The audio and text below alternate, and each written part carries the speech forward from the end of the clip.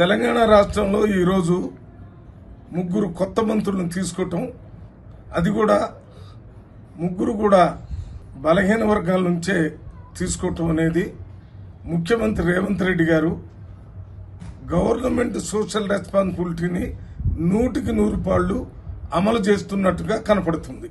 కాంగ్రెస్ ముఖ్యమంత్రి రేవంత్ రెడ్డి గారు అధికారంలో వచ్చిన దగ్గర నుంచి ఇప్పటి వరకు తీసుకున్నటువంటి నిర్ణయాలన్నీ కూడా గవర్నమెంట్ సోషల్ రెస్పాన్సిబిలిటీని దృష్టిలో పెట్టుకొని చేసినట్టుగా ఉంది. ఉదాహరణకి బీసీ క్యాస్ట్ సెన్సస్ చేసి బీసీలందరికీ 42% రిజర్వేషన్ ని పార్లమెంట్లో అసెంబ్లీలో పెట్టి ఇవ్వటం జరిగింది. అంతేకాకుండా ఇందిరమ్మ ఇండ్లు ఇవ్వటం జరిగింది. 100 ఇంటిగ్రేటెడ్ రెసిడెన్షియల్ స్కూల్స్ పెట్టడం జరిగింది. పేద ప్రజలందరికీ సన్న బియ్యం సప్లై చేయటం జరుగుతుంది.